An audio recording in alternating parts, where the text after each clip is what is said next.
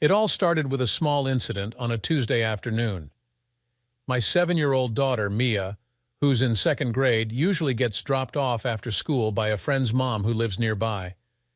That day, instead of pulling into our driveway, the mom stopped at the side of the road and let Mia out. Excited to see me, Mia dashed across the street without looking both ways as she was taught. I called emergency immediately. Within minutes, both an ambulance and the police arrived. My wife, whom I've been married to for 6 years, was working her regular shift at the clinic. The clinic's policy required staff to lock their cell phones in assigned lockers during work hours. I called the clinic on my way to the hospital to inform my wife about the accident. That's when I found out that due to unexpected slowdowns at the clinic, all full-time staff had to use some of their accumulated time off hours to avoid layoffs. My wife had decided to use hers that day. The issue was she left for work in her nurse's uniform, not expecting to be off. I had no idea she had the day off. Normally, if she planned to use her time off, she would discuss it with me first. I started wondering if she took up private work somewhere else to help someone out. All I knew for certain was that the receptionist at the clinic had lied to me. It was a small thing, but it bothered me a lot. I called my wife's cell phone, but it went to voicemail. That was odd because usually when she wasn't working, she'd answer. Something felt off, but I couldn't put my finger on it. It was a small thing, but it bothered me. I left a detailed message explaining what was happening. I had filled out all of our daughter Maya's paperwork, but still hadn't heard from my wife. The emergency doctor had sent Mia for X-rays and an MRI because she wasn't waking up and they were concerned she might be in a coma. I was really starting to worry. Finally, about an hour after her usual work-end time, my wife came home. I noticed the scent of fresh soap on her, the kind she usually had after her morning shower. Instantly, I sensed something was wrong, but I didn't know what it was. Just a small detail, but there were too many of them adding up. I now knew something was amiss, but I couldn't figure out what. When I asked Anna if the receptionist had passed on my message, she said she got it later. She explained she was busy with a patient who needed to be transferred, and I was at County General while she was at Mercy Hospital. I suspected she was lying, but I didn't press it. This wasn't the time or place. 2 women had lied to me that day, and I knew I needed to find out why. What had started as a normal day had turned into a series of lies and inconsistencies. The only thing I knew for sure was that my wife wasn't acting like herself. After Mia started to wake up from the test, the doctors decided to keep her overnight for observation due to how long she had been unconscious. Around 11 p.m., after she fell asleep, we headed home, stopping at Burger King's drive-thru for dinner. After eating and having a cold beer, we went to bed. That Wednesday, our little girl was given the all-clear to come home. We were fortunate there was no serious harm. When we arrived at the hospital, our family doctor, Dr. Philip Carter, was there examining her. I was impressed by how seriously he took his job. Before we left, he told us to call his office and schedule a follow-up appointment in 3 weeks. He explained that sometimes there could be issues that arise later related to the accident, and without follow-up, we might never know. He emphasized the importance of being cautious, especially with young children. Once we were back home and settled, I asked Anna again about her Tuesday. Her answer didn't satisfy me. Normally, she'd share if anything interesting happened at work or if they had a new patient transferred in. These little pieces of everyday communication were missing. It was a small thing, but these details were starting to add up, forming a pattern. Whatever my wife had been up to on Tuesday, it was clear she didn't want me to know. I began to wonder why. I started thinking back over the past few weeks to see if I had done something to upset her. Anna had a tendency to hold on to grudges if she felt unfairly treated, even for weeks. Anna and I were high school sweethearts. From the moment I first met her in high school, I never looked at anyone else. Though we broke up 2 or 3 times, we always found our way back to each other. Anna had a habit of being drawn to something new and diving in to explore what intrigued her, which often led to our breakups. I thought it was just part of growing up and assumed it was a phase she'd outgrow. Each breakup stemmed from her developing an interest in someone or something else. I was on the Northville High School football team, and she was a cheerleader. We were both popular students, and everyone thought we were meant to be together. But we ended things senior year because I didn't see our future together. After high school, I joined the fire department and worked my way up while she pursued her LPN certification on her path to becoming a registered nurse. I reconnected with Anna because I got injured fighting a fire on the job. 6 months later, we got married. Our daughter was 2 years old when Anna became a registered nurse. Anna had dark shoulder-length brown hair, green eyes, and an attractive figure. Most people who knew her loved her for her caring personality. What puzzled me was that in all our years of marriage, we never had any serious conflicts or problems. Recently, we had even been discussing expanding our family. On Thursday, we were invited to an afternoon barbecue with our daughter at a co-worker's poolside. We got ready by wearing our swimsuits under our clothes. Each of us was assigned something to bring. On the way, I stopped at the grocery store to pick up the items we'd decided one enough premium sausages and buns for about 20 people. These sausages were special. Always boiled before grilling, they retained moisture and had a rich, satisfying flavor. I discovered them by accident, and now they were the only ones I liked. I called them Smokies because of their distinctive flavor. It turned out that my preparation method made them a hit, and we always ended up with more meat than bread. That Thursday, no one noticed me in the kitchen carefully boiling the sausages until they plumped up, then drying them off before grilling. Meanwhile, Anna was outside chatting with our host, Laura, who was head of the HR department where they both worked.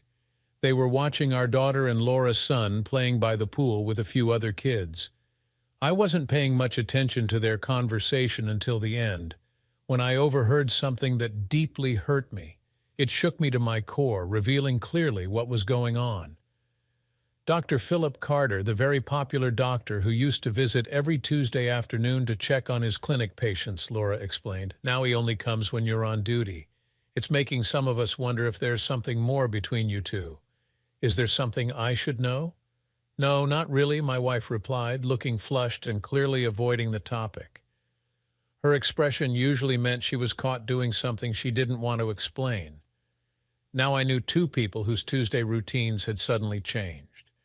Anna had a good reason to keep whatever she was hiding a secret, which wasn't like her. We're just professional friends, Anna tried to clarify to Laura unsuccessfully. He appreciates the detailed reports I send him about his Alzheimer's patients' behaviors. It helps him manage their medical needs. Well, that's not what people are saying in the halls, Laura retorted. Whatever is going on, it better stay strictly professional at work. Otherwise, these rumors will only get worse. I'll talk to him about it next time I see him. I have another appointment with him next week, Anna said. I should go check on Mia. As Anna walked away to check on our daughter in the pool, I muttered under my breath, she's lying. She doesn't have a doctor's appointment next week. Laura heard me and turned, seeing the shock on my face. Her expression turned serious as she realized, like I did, that something was definitely going on that I hadn't known about until today. You heard us, didn't you, Jack? Laura said. I simply nodded. You think there's something going on between them, don't you? Over the past few days, I've noticed a few small inconsistencies. Now, with what I just witnessed and heard, it's painting a very different picture. Her facial expressions clearly showed she's hiding something she doesn't want anyone to know about. It's made me reconsider everything. Can you please tell me how long Anna has been taking every other Tuesday off? I asked. For the last 4 months, she proposed the new schedule. Since she works a lot of extra hours, most of her overtime pay goes towards additional taxes. She says taking the day off helps reduce her overtime hours and she saves her accumulated time off for family matters, Laura explained. We in Human Resources like it because in the long run it saves the company money and gives part-time employees more hours. Another question, how close is Anna to the receptionist who answers the phone? I inquired. They're best friends. Why? Laura replied.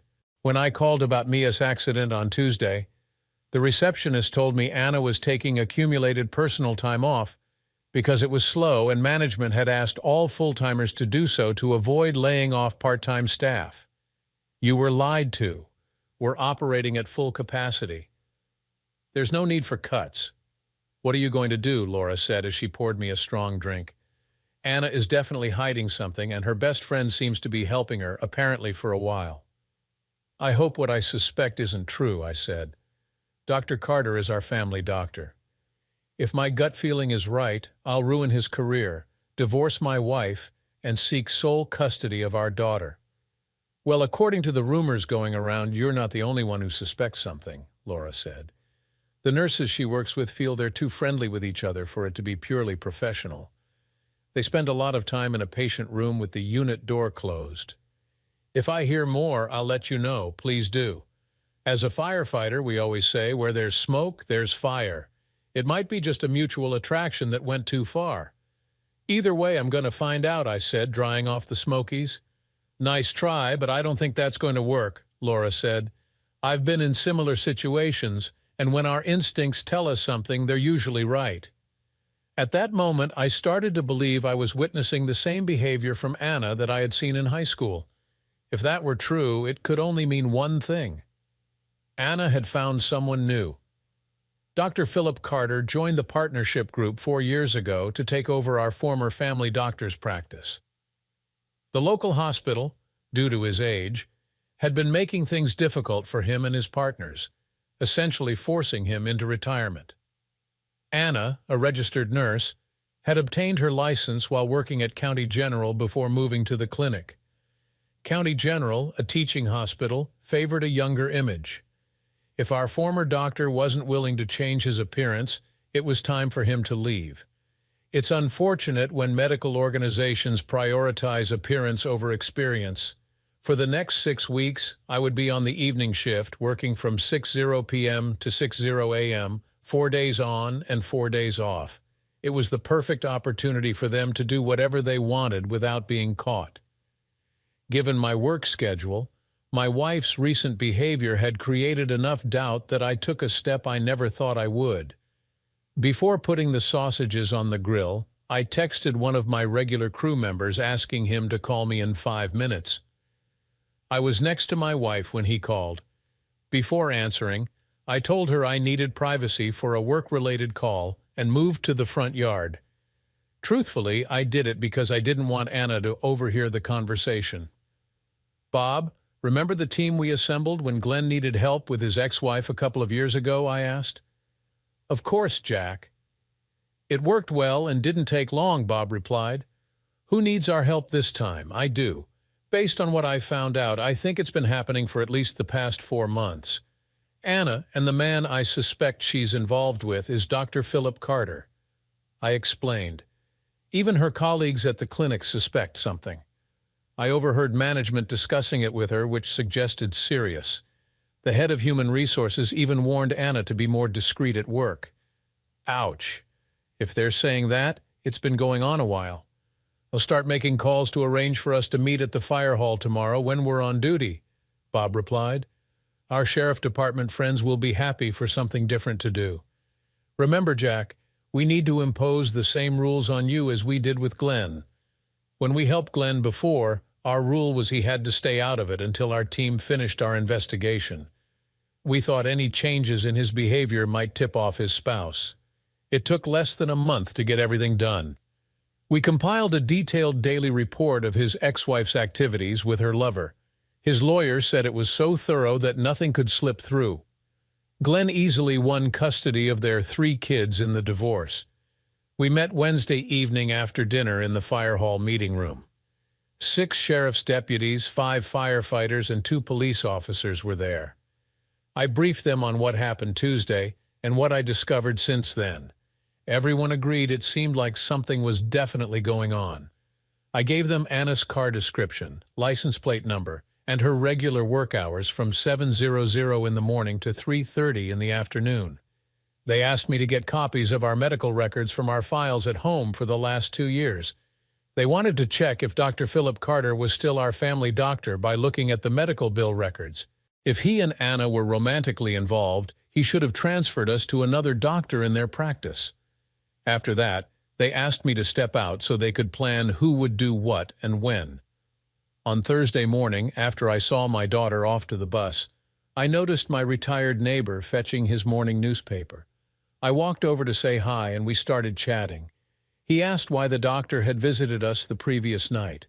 I asked if he was sure it was a doctor. He said the person was wearing a white coat when he arrived, and he saw him take it off and leave it in the car before going to our door.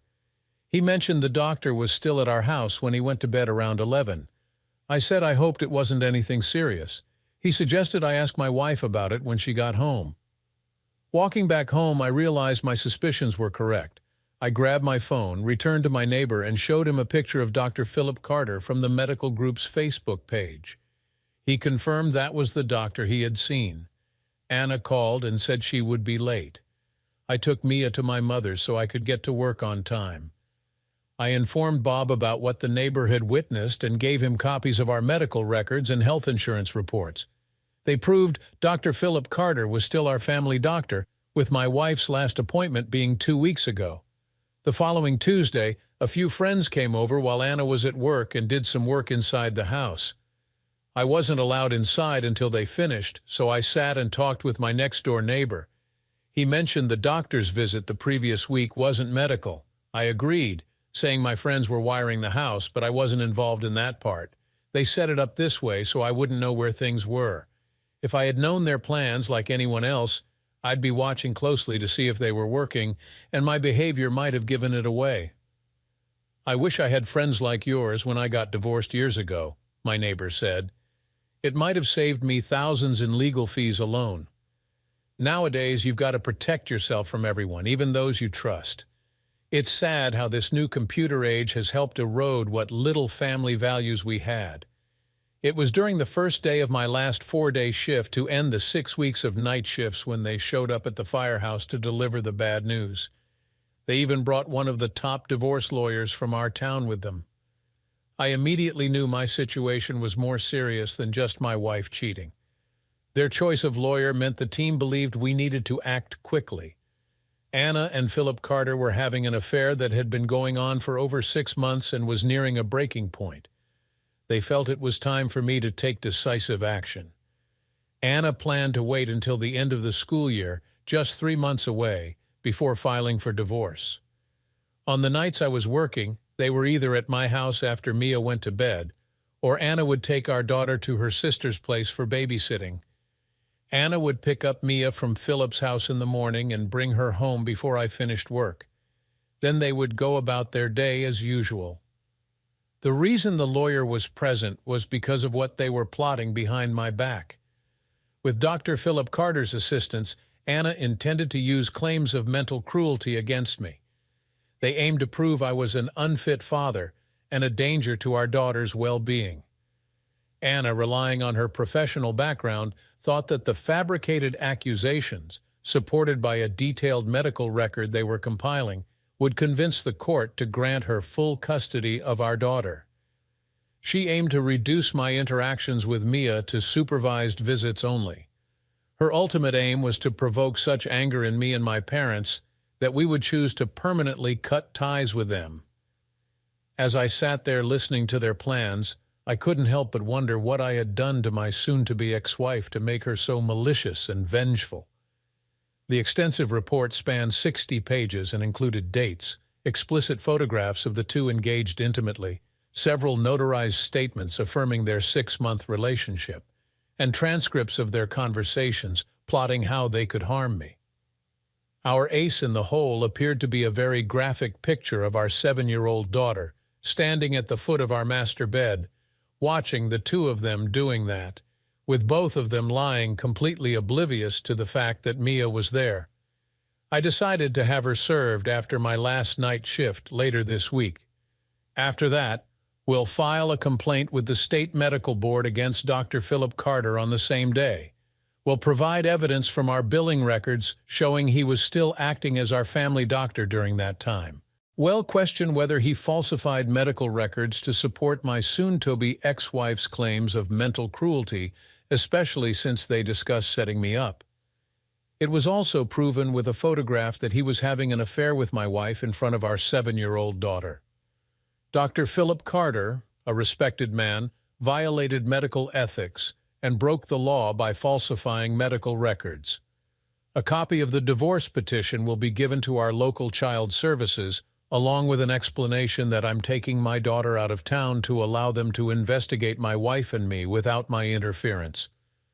A letter will explain this as a precautionary measure. The state's child services take crimes against children by family members very seriously. All three agencies will receive an 8x10 photograph showing my daughter witnessing the affair. I'm taking 3 weeks vacation starting right after this week's shifts end. It's already approved. One of the fire department heads, a colleague, was present when I called my retired parents and suggested we use Dad's RV for a 3-week vacation starting the day after my last shift. I said I needed their help and would cover the costs. They agreed but asked why it had to be rushed. I promised to explain on the way. My new lawyer was shocked when I proposed signing over my parental rights to my parents until the divorce is finalized. He agreed it's a smart move given the circumstances. If Anna has already reported to child services, it shows my top priority is my daughter's well-being until my name is cleared.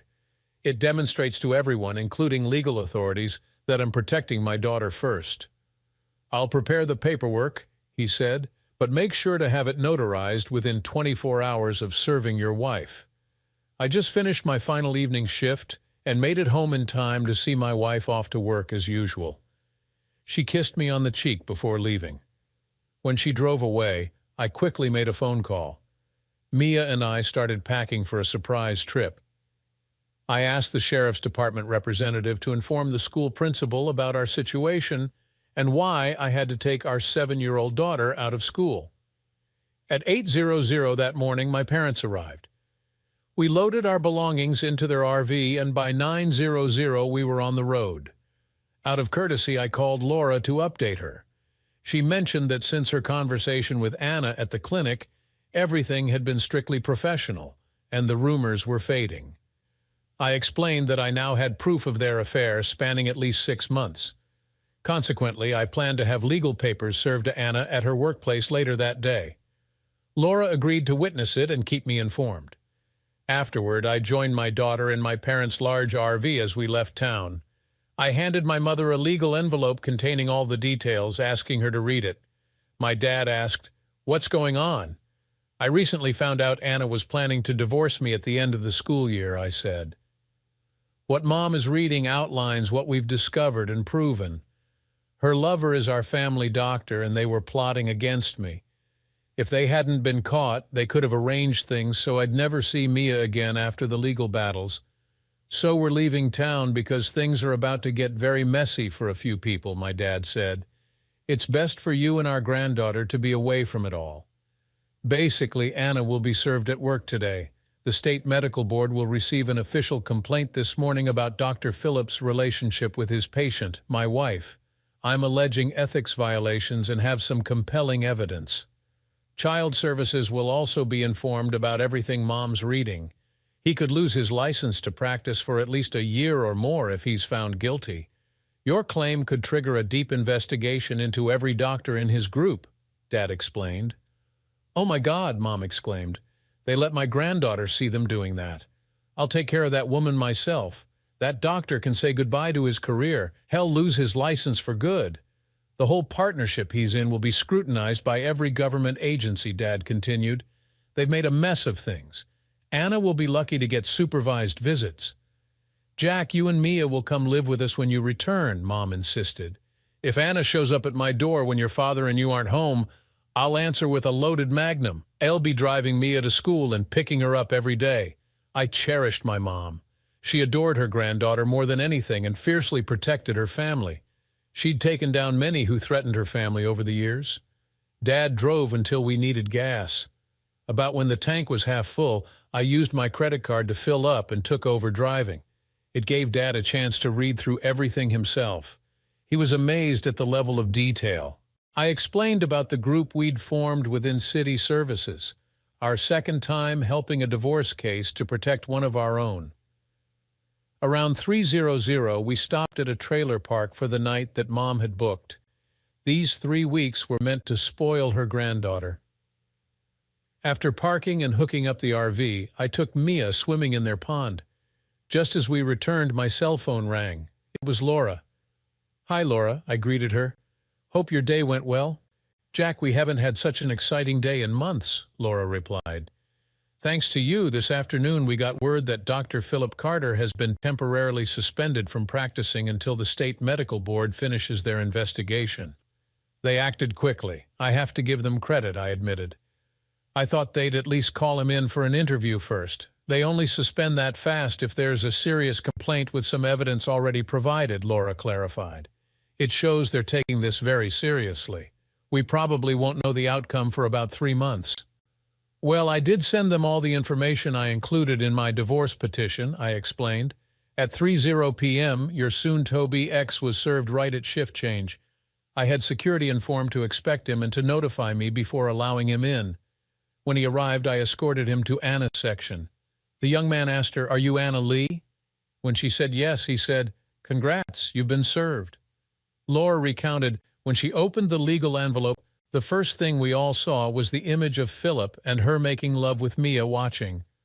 'Oh no,' she screamed before fainting. My lawyer let her see that first." "That's priceless," I chuckled. "She got what was coming to her." "Did the state get a copy of that picture?" Laura inquired. "Most likely, knowing my lawyer," I replied honestly. "Then the state had no choice. Dr. Philip Carter was having an affair with a patient and allowed the patient's minor child to witness it," Laura analyzed. "I didn't think you could pull it off. Now we're all betting on how long hell loses his license." "My dad thinks he's lost it for good in our state," I said. "Anna and Philip were fabricating a false medical history, claiming I was mentally cruel to her and our daughter, so she could get sole custody. If they can prove that, criminal charges might come into play.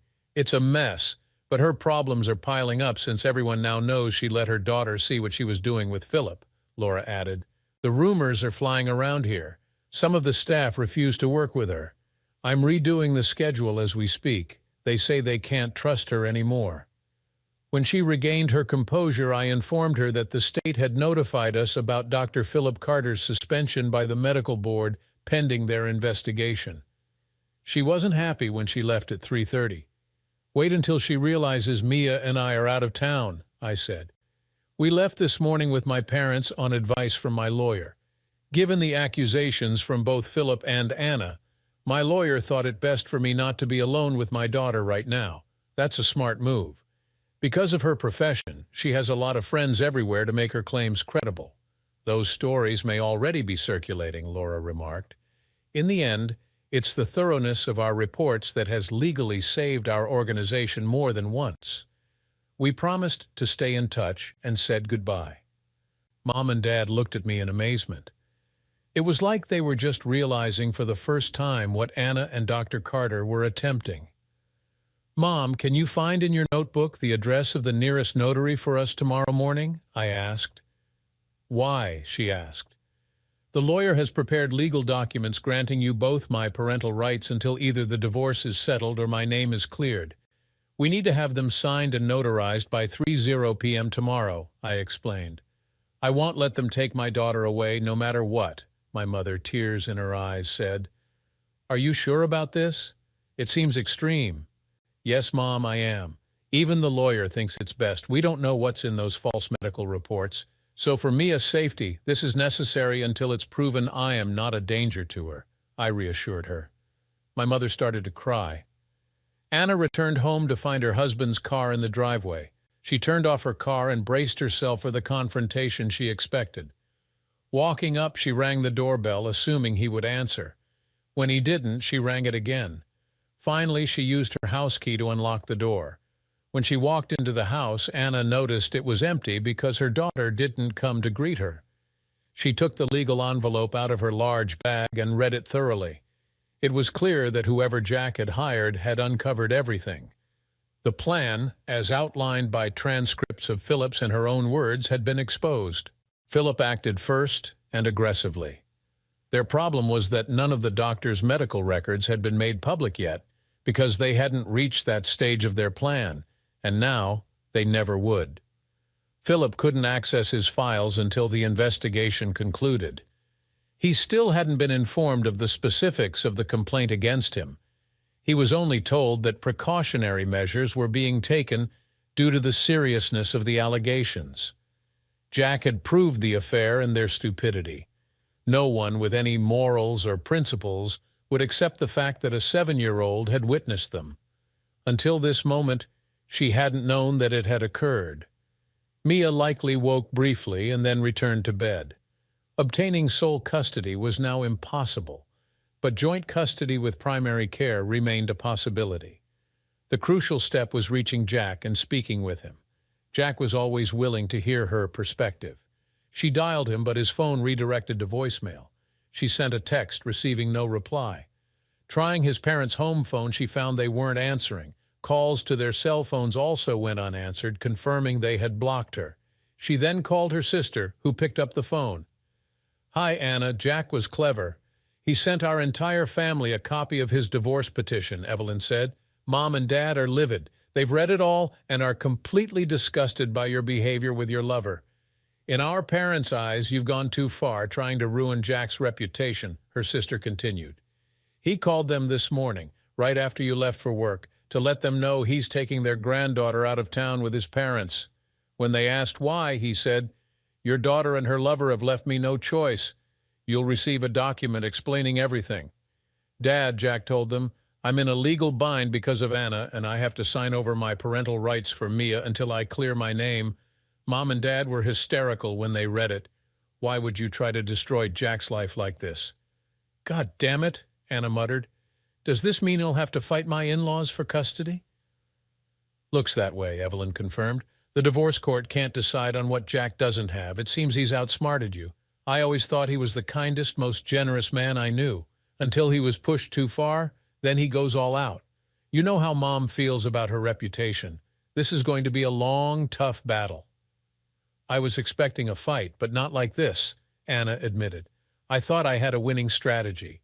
We all got what you received, a certified copy of the divorce petition, along with a note saying the same was sent to the state medical board," Evelyn clarified. "You and Philip were trying to ruin him so you could cut Mia out of his life. If you were in his shoes, what would you do?" "Crap," Anna exclaimed. "He's going after Philip's career and our future. If the board sides with Jack, Philip may never practice medicine in this state again." "Bingo, sis. You've got it figured out," Evelyn said. "Jack's turning the tables, using your own schemes against you to prove his point. But let's face it, Philip may be your best lay, but the family and I agree we're staying out of this. We won't support your attempt to ruin your husband's life. Stay away from us until this mess is resolved." Anna was shocked to realize her husband had outsmarted her completely. Even her own family wanted nothing to do with the mess she had created. She and Philip had believed they were cautious, so being served had come as a total surprise. She spent the entire night trying to unravel how they had been caught. Philip Carter had just left a tense 4-hour meeting with his partners. They had agreed to buy him out immediately to minimize the impact of the investigation on their limited partnership. Until they identified who made the serious allegations, everyone was operating blindly. Philip made enough from the deal to start his own practice once things calmed down. Anna's phone buzzed with a text message. She opened it to find a reply from Jack. He expressed he was too angry to talk and any communication must go through their lawyers.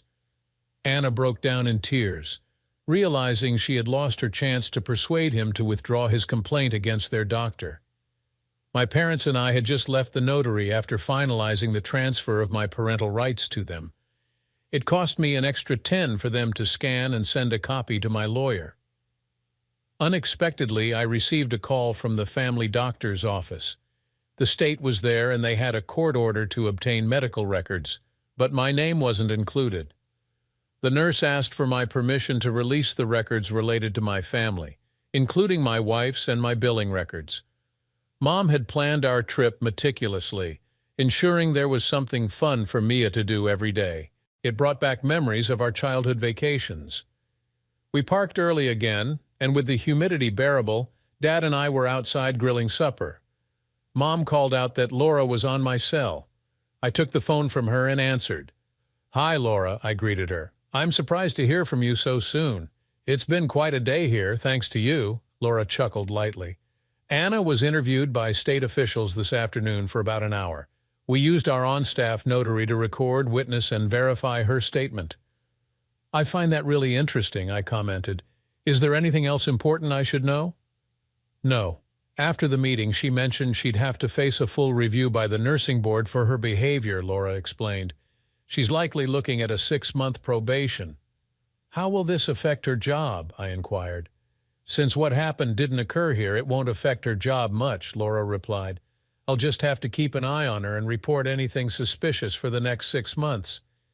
Anna will probably submit the best daily reports on our patients in the whole organization, but if she does get probation, we'll assign her to the night shift during that time." I chuckled because Anna disliked night shifts due to their impact on social life. I mentioned that my parents and I were trying to make this time special for Mia. After a brief chat, I promised Laura dinner once I returned. During supper, my mother asked what I knew about Laura. I admitted I didn't know much. She's a single mother around my age with a son slightly older than Mia. I wasn't even sure if she was married. Laura and I stayed in touch for the remainder of our trip. The day before we returned, I called my lawyer to arrange access to my home so I could collect my belongings. That's when I discovered Anna had moved out, taking what she wanted, and was now living with Philip. We cut our trip short by a couple of days to get things sorted out. Slipping back into town on Friday morning, my parents found it amusing and dropped me off at the house early that morning, taking Mia to our new home first. I mowed the lawn, and a neighbor brought over a cold beer before I finished. He remarked it was a clever move as news of our marriage breakdown had made the local headlines. I called a locksmith to rekey all the locks. I spent the day cleaning up the mess Anna had left at home. I called my mom to see if there was anything she needed from the house. She said no, just ours and Mia's clothes. The rest would be sold with the house. I gathered up any canned goods and frozen food we had left and dropped it off at the food bank. Then I returned to clean out the fridge. I brought the stuff home, and Mom insisted on washing all the clothes in case something had been done to them. By around 5:00 p.m., I picked up my phone. Laura answered right away. "Hey, Jack, you're back," Laura greeted. "When did you get back?" "This morning. Spent the day cleaning up the house to get it ready for sale," I replied. "I was wondering if you and your son wanted to join me and Mia for dinner. If he was home, we'd love to, but he's with my mom for the weekend." "I'm free, though," Laura said. "Great. I'll leave Mia with my mom and pick you up at 7. How about Red Lobster or Outback?" I asked. "Red Lobster sounds great," she replied. I dressed up a bit for dinner, nice shirt, dress pants, and slip-on leather shoes. With our reservation, we were seated promptly. We had a good meal, and I learned more about Laura. She had never married and was raising her 7-year-old son on her own. Her father had been a firefighter in his time. My first day of work was scheduled for Sunday. No decisions had been made yet by the state about Anna and Philip. The feeling was the longer it took, the worse it would be. I shared what we did as a family with Mia over the 3 weeks. Afterward, we strolled through downtown to see the city lights. Around 11:00, I arrived back at my parents' place where my mom, being mom, was still up. At work on Sunday afternoon, I was called to the office. There was a visitor waiting to see me. I figured it was who I expected. I was right. It was my soon-to-be ex, Anna. "Mrs. Foster, what can I do for you?" I greeted, turning on the voice recorder app on my cell phone as I walked into the office. "My name is still Lee, Jack," Anna replied. "Well, if that's true, then I'm still nothing but garbage to you," I responded. "So what do you want?" "Jack, that's not true," Anna said, trying to calm things down. "Sorry, but your actions speak louder than words, don't they?" I replied. "The first thing you did was move in with someone else as soon as Mia and I went on vacation. Witnesses say you moved in the next day. So much for feeling guilty or remorseful." "I want to see Mia," Anna said. "Check with your lawyer. I legally have no say in that anymore." "Looks like you're knocking on the wrong door," I replied. "After all, you publicly accused me of offending our child." "I know that, but you can help facilitate it," Anna said. "Sorry, I don't think Mia should be around someone who is nothing but a cheater," I said. "Photos show how much you care about our daughter when you're in another person's arms. Deal with my parents directly. Please leave, Mrs. Foster, and don't come back. or I'll seek a restraining order. With that, I turned away and walked out. I instructed the staff member on duty to escort her out. I turned off the recording app and saved it. Later, he told me her face turned pale and she broke down as he escorted her to her car. I informed her that based on what I had heard, Jack had no choice but to react this way. If she had felt any responsibility over the past 4 weeks, she would have done something to clear his name. Most of us who assisted in the investigation find your behavior unforgivable. You are nothing but a scheming, greedy woman who planned to take everything that mattered to him. I was assisting first responders on a medical call late Monday afternoon when my mother called. I let the call go to voicemail. We were preparing an elderly woman for transport to the hospital. When I returned to the station, I called her back. "Sorry, Mom. I was on a call and couldn't answer," I explained. "I figured. I wanted you to know the state was here shortly after I brought Mia home. They spoke to her directly at school today," she said. "They toured the house, inspected her room. I showed them the transfer of parental rights and we discussed it for a while. I assured them I have never seen my son be offensive to anyone." "Thanks, Mom. That's good to know," I said. "I hope you're not upset, but Anna's parents are here and staying for dinner," she said. "Should we wait for you?" "That's okay, Mom. Please give them my love and let them know I'll be there as soon as I can," I replied. "Tell them they can have Mia whenever they want, as long as Anna isn't around. It has to be that way until everything is settled in court." I ended up working late because one of the guys on the evening shift couldn't make it until 8, so I stayed to cover. I told him he could make up the hours later. I texted my mom not to wait and explained why. I was just heading home in my Ford Explorer when Anna's dad called me. "Hi, Dad. How was dinner?" I asked. "It was great. Both my wife and I enjoyed it," Dad said. "Jack, my wife and I want to thank you. Gracie told us what you said. We're so sorry for what our daughter has done. We promise to honor your terms. Have you spoken to her at all?" "We haven't since we received the copy of the divorce petition. She came by the station on Sunday demanding to see Mia. I told her it's out of my hands. She'll have to deal with my mom about that. Oh, and I just remembered. I recorded our conversation. How about I text it to you?" I said. "Please do." "I'd like to hear it," Dad replied. So I sent it to him. I guess it went over well because he forwarded it to my parents, all his kids, including Anna, then sent a text back saying the truth was well explained.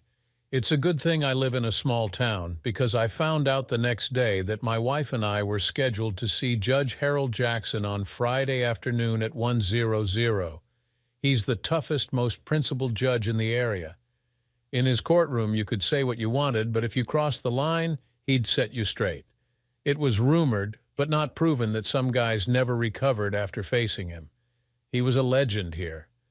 People often said he made Judge Roy Bean look like a pushover. My lawyer warned me that when Judge Jackson handles our case, it's going to be more serious than a Friday the 13th movie.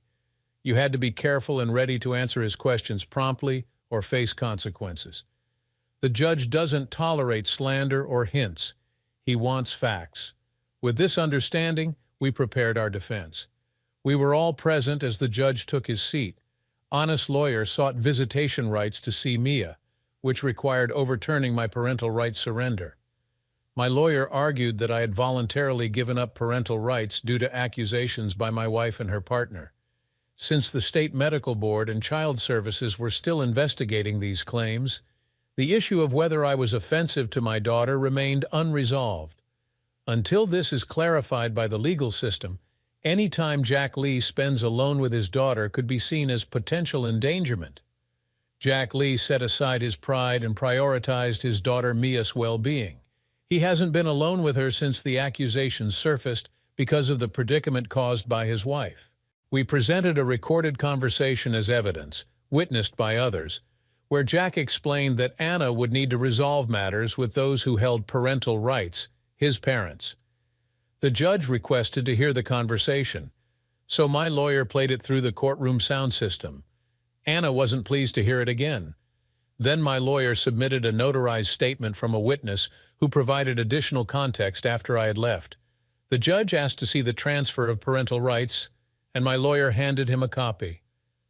A slight smile crossed his face as he read it. Turning to Anna's lawyer, the judge asked, "Is it true that because his soon-to-be ex-wife accused him of mental cruelty and emotional offense, he took the actions he believed necessary?" My wife's attorney explained, "Yes, but she was under significant emotional stress during that period. Now that she's out of the relationship, she's regained her stability." "Is this being investigated as described?" I asked. "Yes, it is, and there hasn't been any ruling or resolution yet," her lawyer replied. "Ill read what the surrender of parental rights states," the judge said. "I voluntarily relinquish my parental rights until government agencies investigating allegations about my parenting decide, or until the court rules based on evidence that I'm not an offender of any kind." Currently, 3 agencies are involved, correct? There are 3, the State Medical Board, Child Services, and the State Nursing Board, my lawyer clarified. "Interesting. This is quite a complicated situation. How long have these investigations been ongoing?" Judge Jackson inquired. "About a month," my lawyer answered.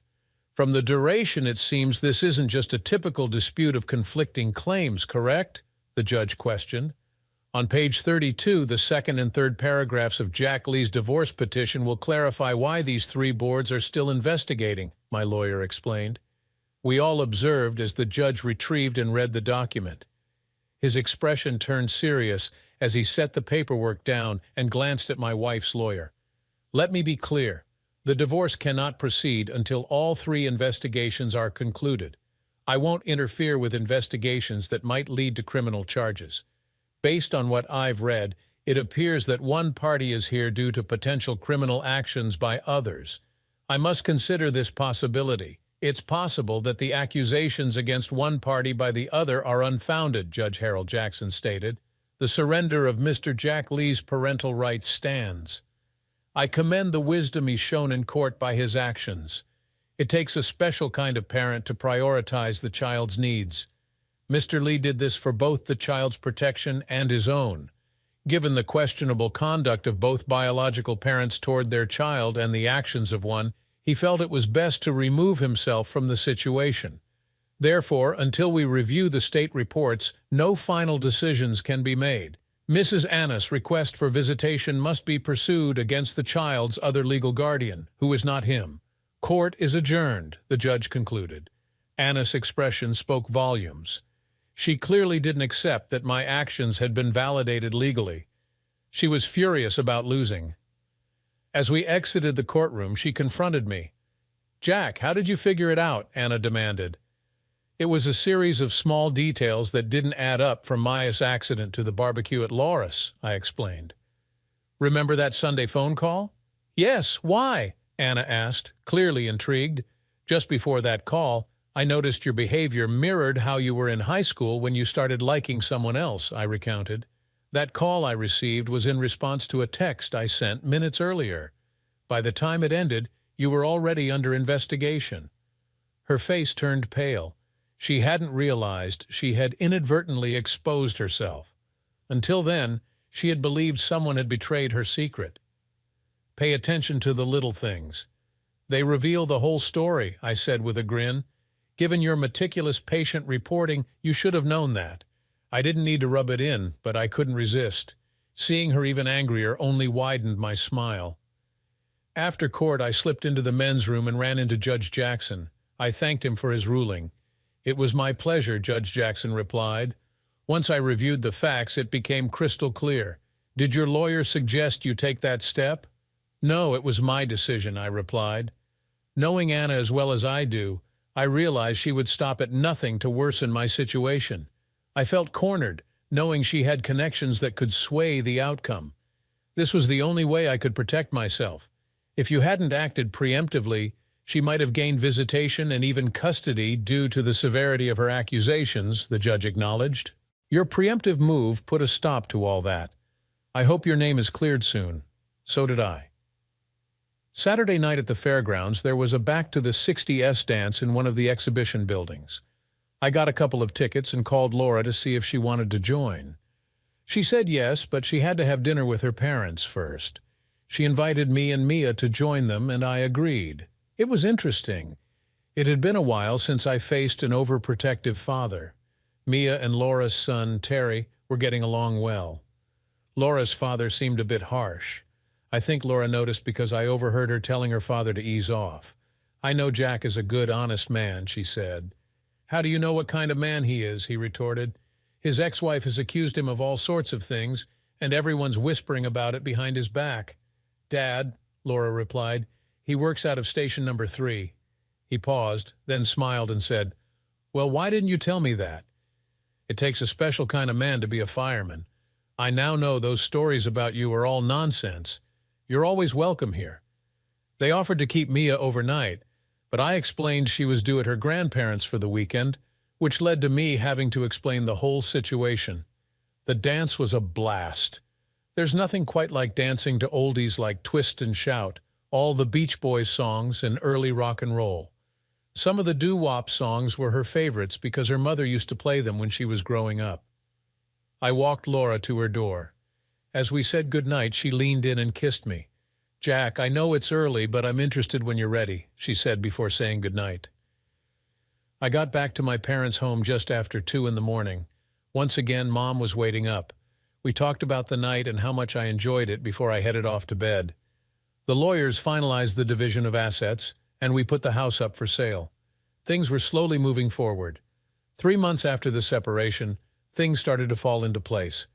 The state medical board found Dr. Philip Carter guilty of multiple violations of their ethics code, primarily altering medical records for personal gain. His attempt to ruin a man's life to steal his wife was taken very seriously. His medical license in the state was permanently revoked. Laura called me when she heard the news, waking me from my sleep. I had just started back on night shifts and had only gotten about 2 hours of sleep. I was wide awake and too excited to go back to sleep. When I told my mom and dad the news, my mom was overjoyed. As I came out dressed up, my mom asked, "What's up?" I told her I was going to ask the woman who stood by me these last few months if she'd like to go to lunch. Mom smiled and said, "Don't you think it's time we met Laura?" I arrived at Maple Nursing Home in town around noon, dressed semi-formally. The first person I saw was the receptionist who had lied to me months ago. Her face turned pale as I approached her counter inside the main entrance. "Could you please contact Laura Jones and let her know there's a gentleman here asking if she's available for lunch?" I asked. I watched as she called Laura's extension. A few minutes later, Laura arrived, wearing a big smile. After greeting her, I pulled her into my arms and kissed her. Hand in hand, we left and went to Logan's Roadhouse for lunch. "You know we're now the talk of the town," Laura said. "Anna already found out from the receptionist, who's the queen of gossip. That's her problem. Now that I've been cleared, I'm moving forward," I replied. "Besides, my new girlfriend might be getting tired of waiting for me to get moving." I must have said something right because Laura's eyes welled up with tears. What was meant to be an hour lunch turned into 2.5. Later, I found out that after I dropped Laura off, the receptionist told Anna how happy and in love we looked. Anna was about to discover trouble in her own paradise. The local CBS station reported the news during their early evening broadcast at 4:00. It exposed how Dr. Philip Carter and Anna Lee had conspired against me by falsifying medical records. Later that same week, the nursing board put Anna on probation for a year. Laura followed policy and transferred Anna to the graveyard shift. Anna's relationship with Philip became strained, especially when she found out she was pregnant. Philip began looking for other job opportunities but found none. He eventually took a position as an orderly at the West Haven Home for Veterans, working the graveyard shift. It was the final night shift of a 4-day stretch when I walked into the station and saw a congratulatory banner hanging up. They had brought someone in to cover my shift. Laura, her son, and her parents were there. Along with our captain, my parents, and daughter were also present. I had just been promoted. The process had been delayed because of everything I had been through. This promotion meant no more swing shifts for me. I was now in a junior management position, working 5 days a week for 8 hours each day with weekends off. During the party, I overheard Bill Jones telling the captain that if things went well, he might soon be my father-in-law. It took about 2 more weeks before we returned to see Judge Jackson, The terms of the settlement were approved, and my divorce was granted on grounds of adultery. Philip Carter disappeared one night, leaving Anna alone and pregnant. On Labor Day weekend, about an hour before sunset, I took Laura for a walk through a local state park.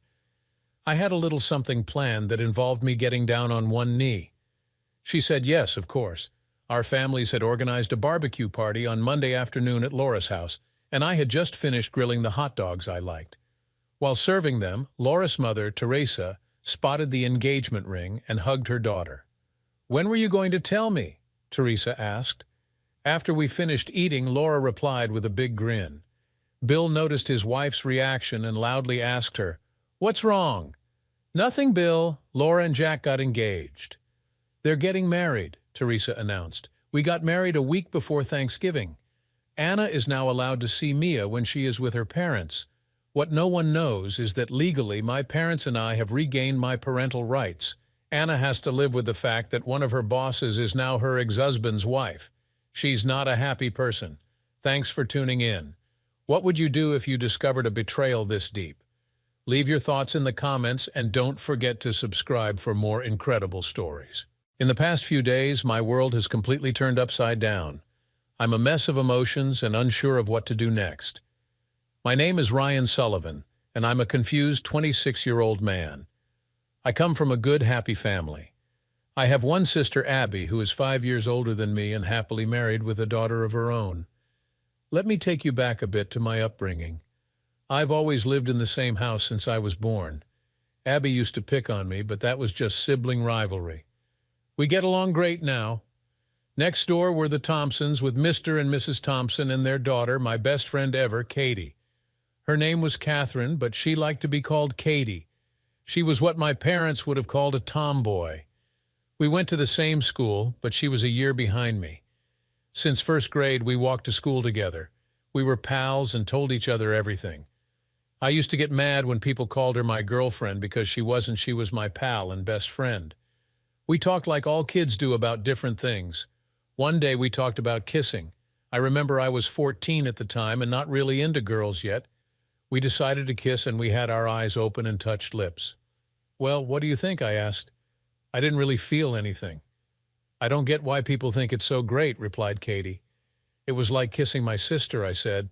"It was funny because we would swim together, play ball, and even wrestle when we were young. When we became teenagers, we still walked to and from school together like brother and sister. We studied most evenings together. Other times we rode our bikes, went to the movies, and even camped out in the backyard. The only thing we didn't do when we got older was have sleepovers. When we were younger, we did, but we made tents on the floor. Our parents thought we were too old for that now. I belonged to a few organizations at school and played baseball and soccer. I was just a regular kid and knew I didn't have a future in sports. Katie joined the band and played the saxophone. She could play a few other wind instruments too. She was great in girls' softball and could kick butt, so we didn't see each other as much during high school. One of us always had a game or practice. I asked her if she wanted to go to the junior prom, but her mother told her she was too young, so I took another girl. My senior year, I didn't go when Katie told me Tony Mason asked her, and she said yes. I was going to ask her, but never got around to it. She did tell me she had a nice time until Tony tried to kiss her, and she had to set him straight. She didn't tell me what she did, but it made me smile. I graduated and started working at an auto parts manufacturing plant. One day when I came home, I saw Katie sitting on her porch with a good-looking girl. I walked over and she introduced me. "Ryan, this is Jenna, my cousin. Before you ask, it's her real name. She recently moved here from Washington. Her dad, my uncle, is in the military. Jenna, this is my pal and best bud, Ryan." I told her I was pleased to meet her and asked what she did for a living. I found out she was 25 and I was 23 at the time. She told me she worked in an insurance office as an administrative assistant.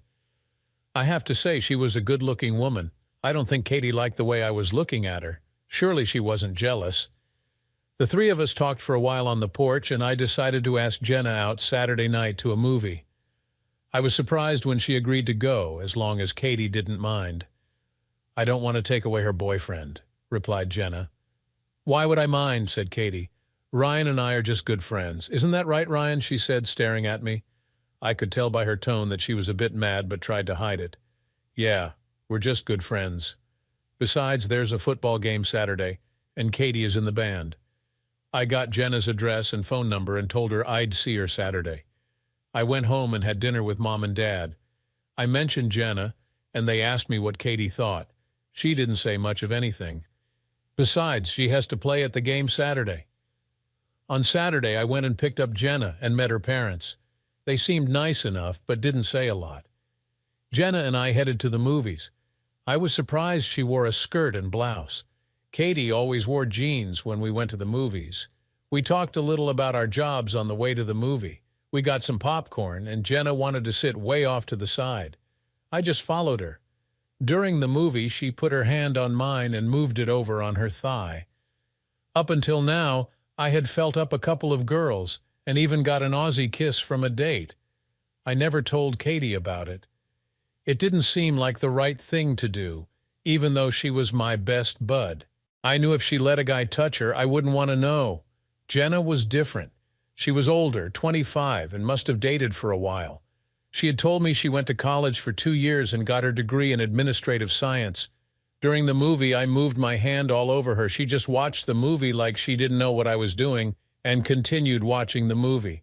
Thank God no one was around us. It was then that she finally looked at me and smiled. We had done everything we could do, and then Jenna and I watched the rest of the movie. After the movie, we parked and we made out. She let me feel her all over. "Do you have any protection?" she asked. I never carried protection. I told her I didn't, and she told me she wouldn't do it without them. She did let me touch her some more and said, maybe next time. I knew I wanted to start dating her. I asked her out again the following weekend. I made sure I kept plenty of protection in my car. I couldn't stop thinking about her. I can't say I loved her, but I knew I felt different.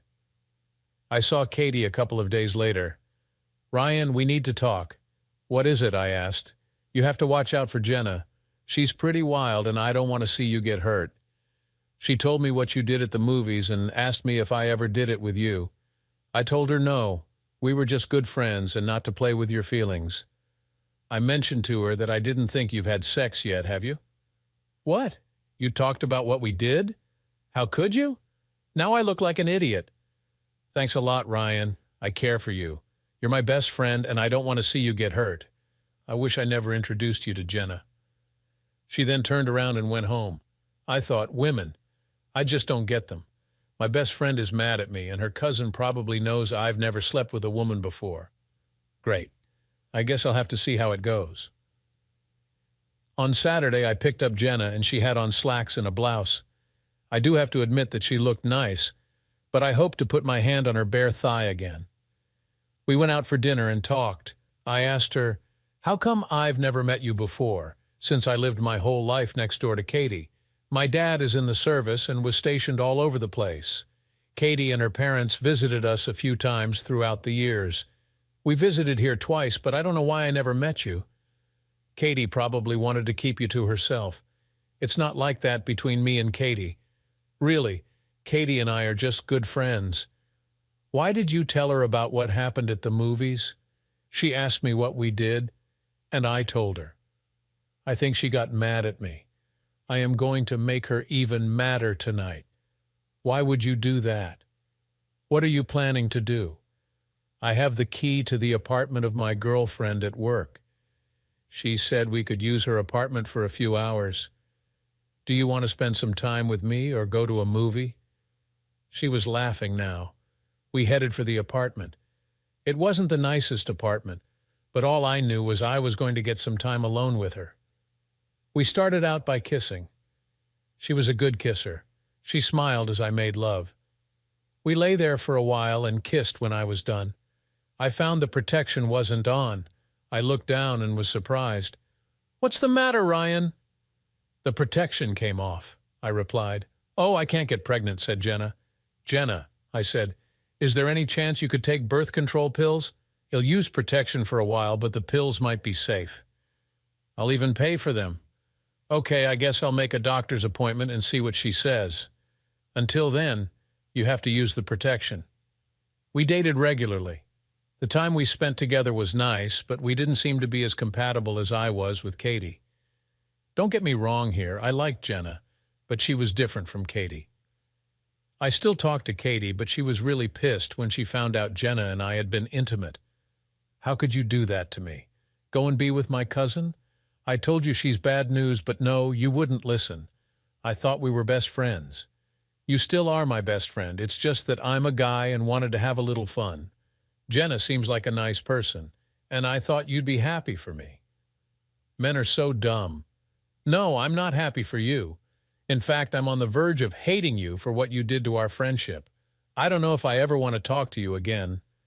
She got up and stormed home again. What the hell did I do wrong? I'll never understand women. I kept dating Jenna, and she kept putting off getting the birth control pills. I was still using protection, but hadn't had any come off lately. Katie would say hi to me and not much else. I found out she was going to her prom and didn't ask me. I went over and knocked on her door. Katie, I thought you wanted me to take you to your senior prom. What happened? You and my cousin Jenna happened. Do you really think I'd go to my prom with you while you're spending time with my cousin? How stupid could you be? She shut the door on me. I liked Jenna, and the time we spent together was enjoyable, but I missed seeing Katie. My life was all mixed up, and then it got worse. I got a call from Jenna. She said she needed to see me. I went over to her house that evening. What's the problem that couldn't wait till Saturday, I asked. I went to the doctor to see if I could get birth control pills, and the doctor told me I was already pregnant, just under 3 months. My periods are always mixed up, so I didn't think much about it. What are we going to do? I was in shock. I did use protection, and it did fall off that one time, but what was I supposed to do now? I was infatuated with Jenna, but not in love. We were just spending time together, I thought. We sat and talked about the options. Abortion was one, but I really didn't like the idea, and it would be hard to cover up and also kind of expensive. Jenna was worried about her reputation and her job. We came to the conclusion that we would get married. I knew that it was the right thing to do. I remember reading in a story where it said, "You want to play, you've got to pay." I cared enough for Jenna and believed I could love her. We told her parents that we were getting married. They tried to talk us out of it until they found out she was pregnant. They were really pissed, but happy that I was doing the right thing and marrying their daughter. I told Mom and Dad that night, and they were really pissed at me. I know I really let them down, but it was too late now. The hardest person to tell was Katie. She already knew when I went to tell her. "You're an idiot, Ryan. You're making a big mistake marrying Jenna. You would be better off not marrying her and just supporting the baby. Ryan, I know it's too late now, but I want you to know I've always cared for you. When the time comes, and it will come, I will be there for you." I wasn't sure what she was talking about, but she started crying, gave me a hug, and closed the door. Jenna wanted to get married right away before she began to show, so we had a small private wedding the following weekend. Just our parents and my sister were there. Katie didn't even show up, which made me feel bad. We found a small apartment that we could afford. It wasn't much, but at least we had a place to live. Our parents and other relatives gave us enough household items to begin housekeeping. Life was so different. I'd come home at night and wait for Jenna. She always got off later than I did. I would usually start some kind of simple meal for us for dinner. After that, it was watching TV or visiting one of our parents.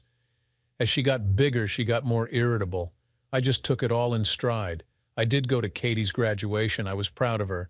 Jenna got mad at me for going. I had asked her if she wanted to go, and she said she didn't, so I went myself. I don't understand women. I hugged Katie and told her I was sorry for whatever I did to hurt her, and gave her another hug. She asked me about Jenna, and that was about it. I felt like I just lost my best friend when she walked away. I was busy working and getting all the overtime I could to help pay our expenses. Thank God Jenna had insurance to cover the delivery of the baby, or should I say babies. Yes, we were having twins. I couldn't believe it, 2 kids, and I just turned 26. I was lucky to have a good-paying job, which would put the kids on my insurance at birth. Life was going by fast now. I spent most of my time working and putting away money. In our apartment, we had 2 bedrooms. We set up one for the babies. People at work gave us all kinds of things we could use. Mom threw a baby shower, and everyone knew we were having twins. During the final couple of months, intimacy became damn near non-existent. She did help me out twice. Yippee. I was both nervous and tired. This was all too new to me, being a husband and soon to be a father of twins. One day, Jenna went to her parents. I chose to stay home. I was never the most welcome person at their house. I guess they felt Jenna could have done a lot better than me, but I was trying. I was sitting there putting some baby furniture together when there was a knock at the door. I got up and opened it, and there stood Katie. She had a baby gift in her hand. I was so glad to see her. I gave her a hug, and she felt so good. She told me she was sorry she didn't make the baby shower and thought she would bring over the gift. I invited her in, and she asked me where Jenna was. I told her she went to see her parents, and I was putting together furniture. She smiled at me, and we started putting the furniture together. Damn, I missed her. She told me she was going to college for 2 years for nursing and had already started. I remember telling her she would make a good nurse and could nurse me any time. It almost felt like old times until Jenna came in. "What the hell are you doing here? I told you to stay away from my husband. You had your chance and blew it. Now get out of my house and stay away from my husband." What the hell just happened? The two of them argued, and I tried to stop it, but Jenna told me to stay out of it. What did she mean Katie had her chance? What was going on? Good thing Jenna was pregnant, because I know Katie was capable of knocking her out. I finally told them both to shut up. "Jenna, I don't know what the hell is going on, but Katie is and always will be my friend. She stopped by to drop off a gift for our future kids. There isn't anything going on between me and Katie. There never has been." "Look," said Katie, "I am sorry for all the misunderstanding. I wish you two the best. I better go now." She had tears in her eyes as she walked out the door. "Jenna, what the hell was that all about? Katie's your cousin, and we've always been best friends. You had no right to treat her the way you did. I know you're pregnant, and your hormones are all mixed up, but Katie didn't deserve that. You were spewing nonsense. She loves you and always has. You were just too blind to see it. You're my husband now, and I don't want you being alone with her ever." I was lost for words. I wasn't about to start up another argument with Jenna. I just let it go for now. I did have to wonder if she knew something I didn't. Did Katie really like me that much? As time went on, we did our best to communicate. Jenna had a few good days, but most were her blaming me for her being pregnant. She was scared, and so was I. We weren't ready for parenthood, but here we were. I got a call at work, and it was Jenna. She had to go to the hospital. The babies were coming. I left as soon as I could and met her there. I called her parents and mine. They arrived shortly after I got there. Jenna was cussing up a storm. "You son of a... You better never touch me again. God, it hurts. I wish it was you pushing these babies, so you know what it feels like." She kept going on and on. Thank God our parents didn't hear her. I was in the room for the delivery. She hardly said a nice word to me. I knew she was in pain, but there was nothing I could do. I offered to hold her hand, but she wanted no part of me. Finally, she screamed out, and I saw the head of one of the babies. It was a boy. It sure looked messed up. My stomach was becoming queasy. The nurse looked at me and saw the look on my face. "Don't worry. They all look that way till we clean them up." She gave me a very welcome smile. It was a few minutes later that the second one arrived. It looked pretty much like the first one, except she was a girl. Jenna lay there looking like she just got out of a shower. 2 nurses cleaned up the babies, and another helped Jenna clean up some. I stepped out and told our parents that they were now grandparents. "You have a grandson and a granddaughter." The doctor said they seemed in perfect health. I was happy the ordeal was over with. We all waited in the waiting room till we got the okay to see Jenna and the babies. She still wasn't talking to me. She wasn't saying much of anything to anyone. They brought the babies in, and of course everyone seemed really happy except Jenna. I knew she went through a lot, but I thought she would be more excited. The grandparents sure were. We named them Ethan and Emma. They sure were cute babies, even though they were mine. I was really happy. I was now a dad, a very proud one. In the days that followed, we took our babies home. Their room was all ready for them. Jenna seemed a little better toward them now. I tried to be as helpful as possible. Jenna didn't want to breastfeed, so our babies were on formula. I promised to help as much as I could. Jenna had taken a 2-month maternity leave. When I got home from work, she would nag at me and tell me it was my turn to watch the babies since she had to do it all day. I really didn't mind because I loved being a dad. I was even able to change diapers right from the start. Each day, I was excited to get home and play father to my twins. Jenna did what most mothers do, but she never had a fire in her belly toward the kids. I figured it was just her emotions were overwhelmed. I did my best to comfort her. She joined an exercise club to help get her body back. Now I knew what the problem was. She was afraid she had lost her beautiful body. She went to exercise class for an hour each evening after I got home from work. In no time at all, she looked great, and I told her so. It was 2 months before she would have sex with me. She did get on birth control. She didn't want any more kids. We needed a plan for after she went back to work. My mom suggested she could watch the kids while I worked. She was crazy about the twins. Jenna would drop them off in the morning before leaving for work, and I would pick them up unless I had to work overtime. It worked out pretty good. Sometimes Mom would even have dinner ready, and I would eat there. Jenna hardly ever made dinner. I would take a plate of food home for her. One day while I was at Mom's, Katie stopped in. God, it was so good to see her. I gave her a hug and asked her if she wanted to see the twins. Ryan, I see the twins most every day. I stop in after school and sometimes help your mom feed them. I'm not sure what word to use, but they are adorable and precious. After Mom walked out of the room, Katie said, "Too bad their mother is a well. They deserve so much better." Katie, that's my wife you're talking about, I know. Thank God they have a father as nice as you. She gave me a hug and went home. Mom came back in the room but kept quiet about Katie. We talked about the kids before I took them home. It's been about 9 months since the birth of the twins. The kids are more fun than ever. I lay on the floor and they crawl all over me. Jenna seems a lot better now as I watch her with the kids. I know she has a busy schedule working, going to exercise twice a week now, and being a mother when she's home. Mine isn't any easier. I pick them up at Mom's, make sure they're fed, and play with them till their mom shows up. It's what being a parent is all about. At least twice a week, we take them to see Jenna's parents. They love the kids also. How could they not?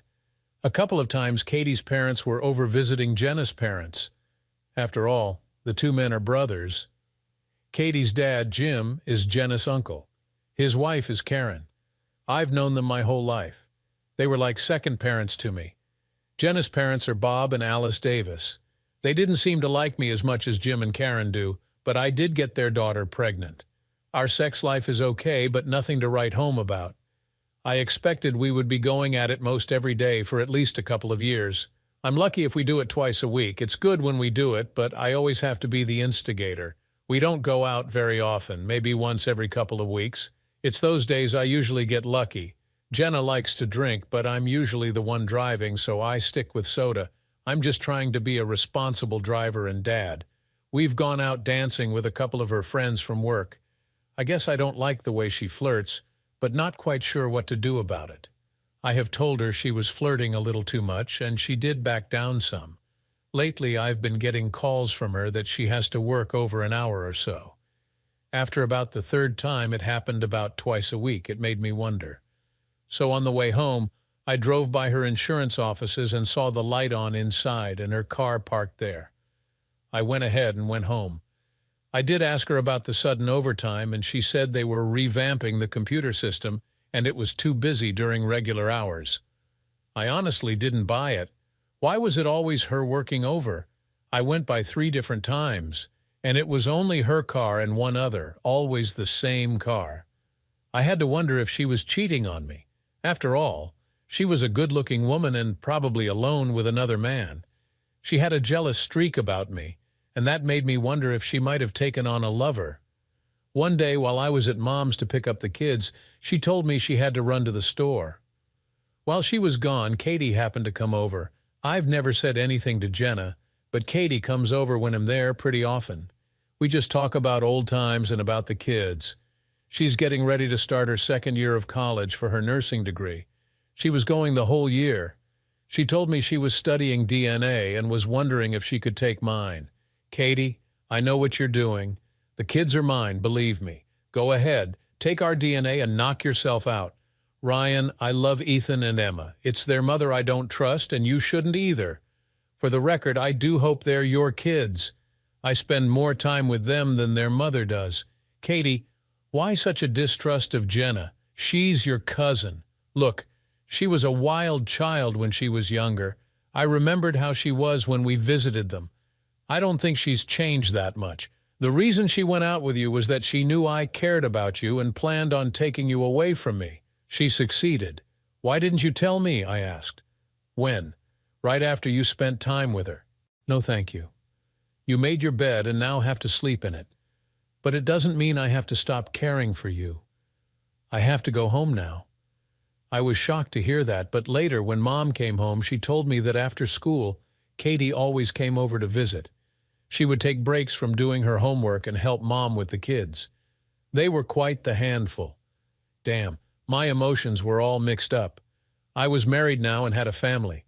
I had to do whatever it takes to make it work. I tried to help Jenna even more. Nothing seemed to improve all that much.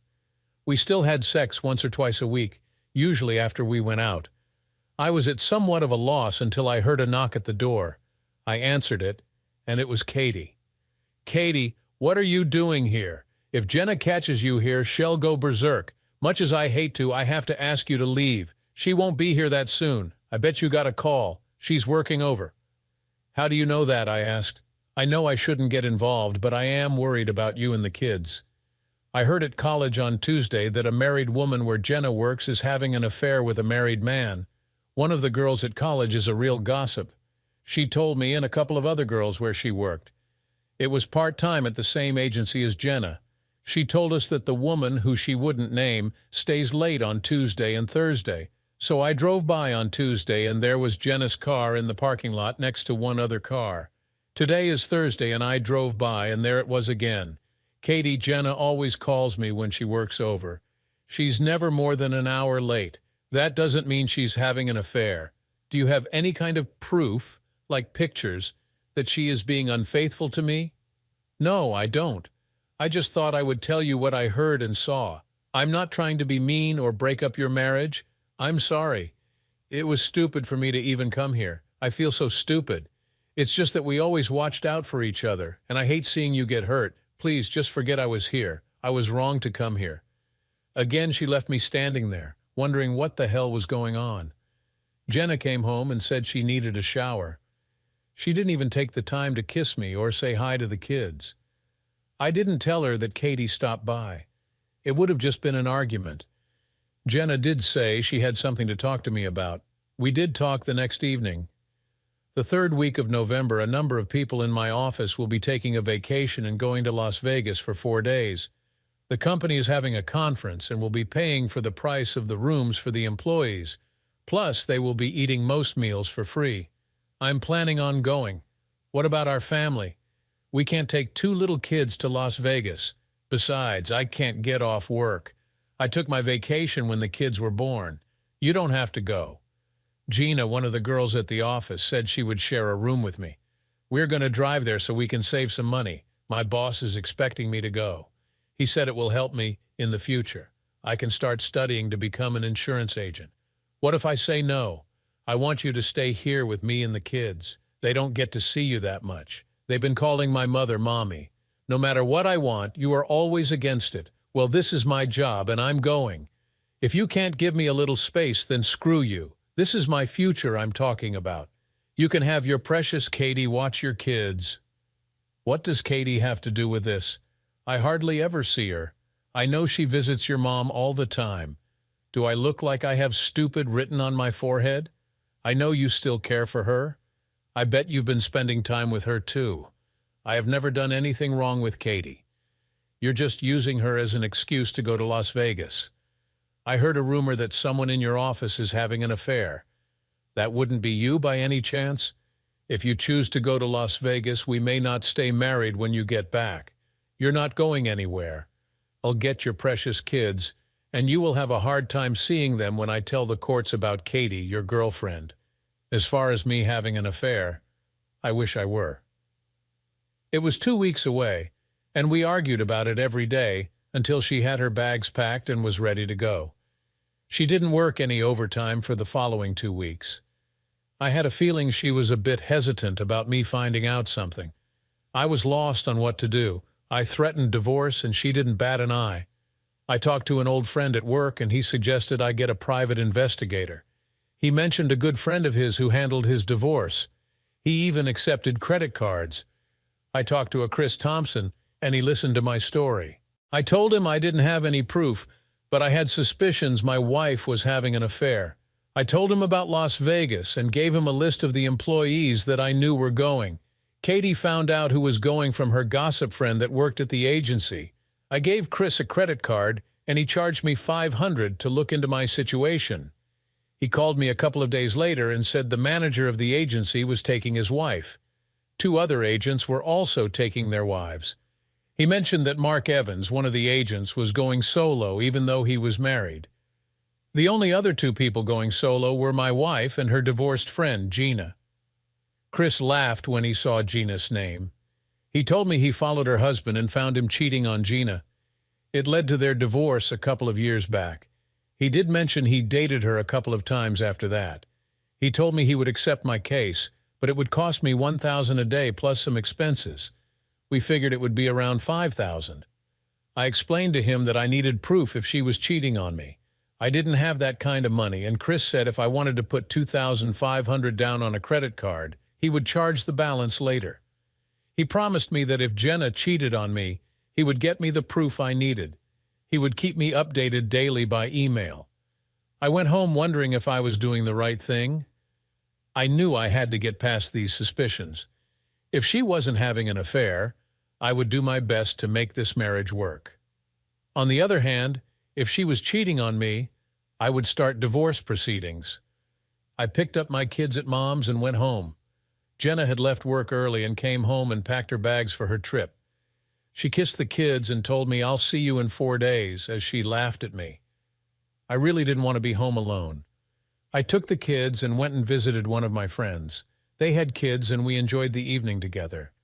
They asked about Jenna, and I told them she had a mandatory convention to go to and would be gone for 4 days. I did mention I couldn't get off of work since I had used up my vacation. The next day, I stayed at Mom's for dinner. Katie showed up, and at first I felt a bit awkward. She knew Jenna had gone to Las Vegas. After dinner, we all sat around and watched TV. I felt good just having Katie near. Before we knew it, we were joking and playing with the kids. "Katie, whatever happened to the DNA test you took of me and the twins?" She became more solemn. I was a bit worried, and then she said, "You were right. You are their biological father. I'm sorry I doubted you. I really am happy for you. They're wonderful kids." Again, I could see she was sorry she had interfered. There is no way I could stay mad at her. Deep down, I guess I always knew we should have been together, but now it was just too late. I went home that evening, put the kids to bed, and went to my computer. I had received some information from Chris. He told me that he saw Jenna, Gina, and Mark Evans sharing a table. He said he walked over to Gina and she recognized him. He told her he was there for a few days for a vacation. Gina introduced him to Jenna and Mark as an old friend. He went on to tell me they invited him to sit with them at their table. He pretended to be interested in Gina and asked her to dance. Mark and Jenna got up to dance also. He sent me a couple of snapshots from his phone, but they didn't prove anything other than they were dancing close. He explained his plan to me that he was going to date Gina and would have an inside track on what went on when they all went to their meeting the next day. He was going to plant a mini camera in their rooms. He figured if anything went on, that's where it would take place. Friday after work, I went home before going to Mom's to pick up the twins. I wanted to check the computer. Chris had a live feed set up in their bedroom. He told me that I wouldn't be able to use it in court since it was taken illegally, but I could use whatever he taped as leverage. He also put an audio bug under one of the beds. He would send me both audio and video files if there was anything to share. I figured it would be the next morning before I would know any more. I picked up the kids and went next door to visit Jim and Karen Thompson. It's been a while since I have seen them. They played with the kids, who were their grandniece and grandnephew. We talked for a while, but they didn't say much about Jenna, other than we mentioned her trip. Katie came home and was surprised to see us at their house. Mrs. Thompson asked us to stay for dinner. She made macaroni and cheese for the twins. We stayed rather late. I wasn't in a hurry to get home. This felt more like a home to me. I got up early the next morning and checked the computer before the kids woke up. My worst thoughts were real. Chris told me after the meeting that he met up with Gina, Jenna, and Mark, and they went out for dinner and drinks. When it was time to go to their room, he asked Gina to his room for a nightcap. Mark went to his room and Jenna to hers. He sent a video of Jenna talking to Mark on the phone. She told him it was safe to come back since Gina had called and said she was staying the night with Chris. When Mark got to the room, Jenna put her arms around him and began kissing him. I could hear them talking. God, I missed being with you. We had to make sure we were safe to be together. I need you to make love to me, said Jenna. They stripped and began having sex. I watched him screw her twice before I just shut off the computer. I had seen enough for now. I had 2 little kids to take care of. I called a lawyer friend and told him I needed to know my rights when I asked for a divorce. I told him I have tapes and pictures of her with her lover. Even though they might not be admissible, I wanted custody of my kids. We talked for a long time, and I let him know I would be back the following week, probably to file for a divorce. I didn't want to be alone. I needed someone to talk to, and I wanted it to be Katie. The problem was, I didn't want her to get drawn in on the divorce. Jenna already said she would involve Katie if I tried divorcing her. I decided to call Jenna at the hotel. She answered her phone and sounded like she had been drinking. Jenna, you haven't called, so I thought I would check in. How are you doing? I'm fine. Meetings all day, and Gina and I had dinner together. I'm getting ready for bed now. It's been pretty boring overall. I have to take a shower. I'll see you in a couple of days. Bye. I knew she was lying. I heard a man's voice in the background. She didn't even ask how I or the kids were doing. I'd probably have more evidence later. As I was sitting and playing with the kids, there was a knock at the door. I answered it, and it was Katie. Hi, thought you might like some company, said Katie. She came in and we talked. She was the one person that I could always confide in. She asked me why I seemed so gloomy, and I told her the truth. Jenna was cheating on me, and I was planning to divorce her when she got back. How do you know for sure, Ryan? I was out of place telling you about her possible affair at work. You can't base a divorce on rumors. I have a PI following her in Las Vegas. I know it was a drastic step, but I had to know for sure. He sent me some files on her and Mark Evans having sex. Oh, God, I am so sorry. That makes me want to kick her butt, replied Katie. I'm worried about the kids. I told Jenna if she went to Las Vegas, I might divorce her when she got back. She laughed at me and said she would tell a judge about me and you. But we've never done anything wrong, only talked. She doesn't have anything against us. I almost wish she did, responded Katie. What? Keep your shirt on, Ryan. I mean, I've always cared for you and sometimes wondered what if we were together. Haven't you ever thought about me like that? Many, many times. But I was stupid and went after your cousin. The rest is history. The kids were in bed, and we talked about what could have been. As much as I wanted to hold her and kiss her, I was still a married man. I was going to honor my vows. If I didn't, I would be no better than Jenna. Ryan, if you get divorced, I'll be here to help you through it. I'd never abandon you. You'll always be my best friend. I did give her a hug. It was near midnight, and I didn't even want to check the emails. I had seen enough that morning. There was a knock on the door, and it startled both of us. Who could it be at this hour, I wondered. I heard the knock again and got up to answer it. There were 2 state troopers standing there. Are you Ryan Sullivan? Asked the officer. Yes, sir. But why are you here, especially at this time of night? May we come in? We have some very sad news to tell you. Sure, please come in. They saw Katie sitting there. I figured they were wondering who she was. Mr. Sullivan, please sit down. What's this all about? "I've been home all evening," I said as I sat down. Katie hadn't said a word. "Mr. Sullivan, are you married to Jenna Sullivan?" "Yes, I am." "She's in Las Vegas." "What did she do?" "She was killed in an auto accident, Mr. Sullivan. It happened a couple of hours ago. I was stunned. I couldn't speak. I just sat there in shock." Katie spoke up. "Officer, Jenna is my cousin. I'm here to help Ryan with the kids. Can you tell us what exactly happened?" We received a call from Las Vegas where an accident occurred. We were asked to notify the next of kin. She had her purse and driver's license, and we were asked to contact Mr. Sullivan. "We're very sorry for your loss. I talked to her a few hours ago. She said she was going to take a shower and go to bed. She never drove while drinking. I was always the designated driver. She wasn't alone, Mr. Sullivan. She was a passenger, but it was her vehicle." "Are you familiar with a Mark Evans?" "He was driving her vehicle and was under the influence." "I've met him a couple of times." "Why was she with him? Did he die as well?" "No, he's in critical condition in the hospital. That's all we can tell you for now. If you need more information, you can contact the Las Vegas police tomorrow.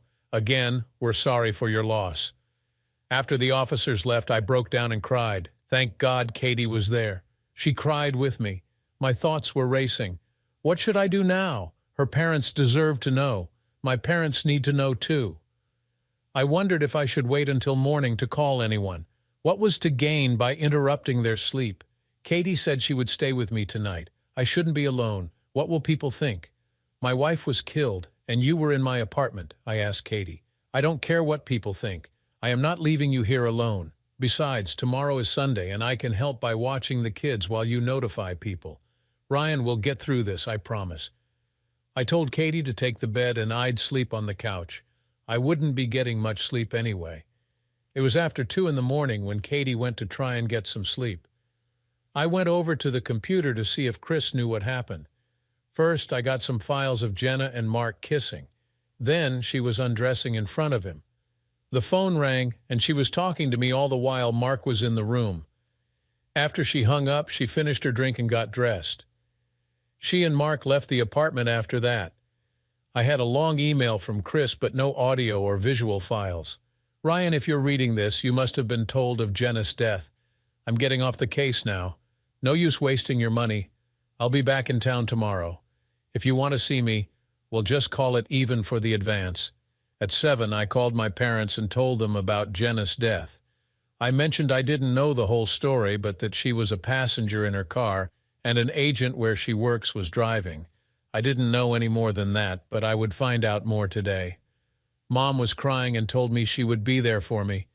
I told her I would see her later and now had to call Jenna's parents. Bob, Jenna's father, answered the phone.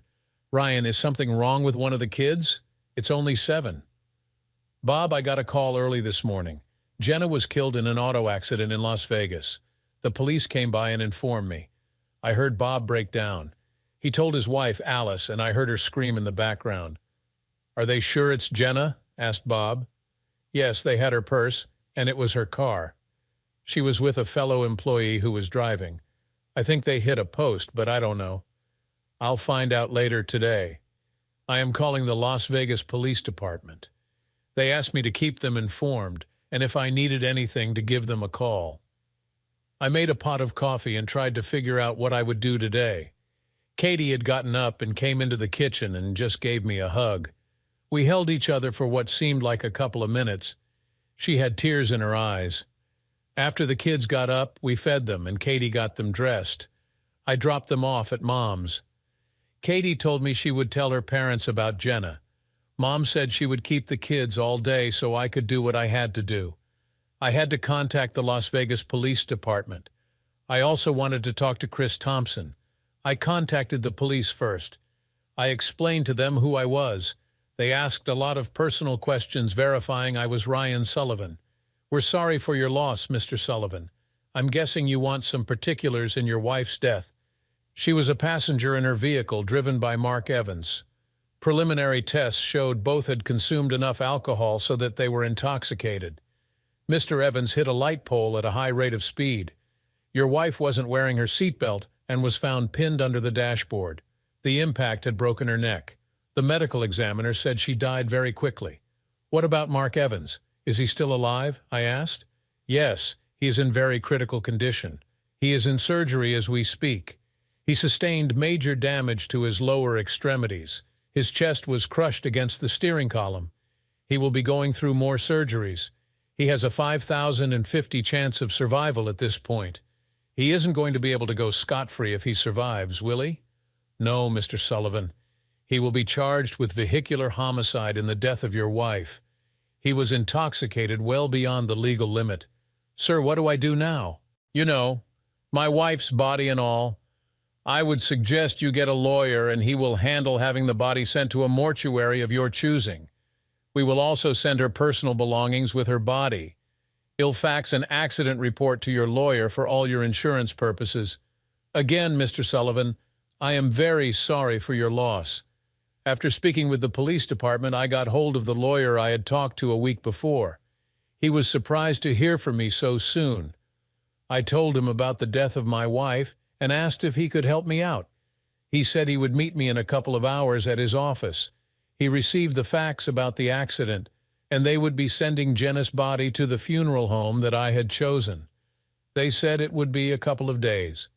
The lawyer said he would take care of all the legal matters. We had our insurance company to deal with, plus my wife's life insurance where she worked, and God knows what else I might need to do later. He would deal with any other legal matters that arose. I was thankful to have a caring lawyer. The next person I talked to was Chris Thompson. He was very sympathetic to my situation. He told me he stopped sending files when he heard about the accident. He said he was with Gina at the time. He wasn't aware that Mark and Jenna had left the hotel until he didn't see them on the visual. I asked him if there was anything he could add about the accident. Why wasn't Jenna wearing a seatbelt? What did the police mean when they said Mark was having surgery on his lower extremities? Ryan, I talked to a friend at the police station. Are you sure you want to know these things? The press got the same story that you were told. So what wasn't I told, Chris? Jenna wasn't wearing a seatbelt because she was giving Mark a kiss. She wanted to get up quickly and hit the steering wheel. He lost control and she fell forward under the dashboard as he hit a light post. She literally bit off his manhood. It was in her mouth when they found her. I'm not sure if she choked or broke her neck first. What a horrible way to die. According to the report, she didn't suffer long. As for Mark Evans, he will be suffering for a very long time. He collapsed a lung, broke a number of ribs, and damaged his spleen. They might find more damage while they are operating.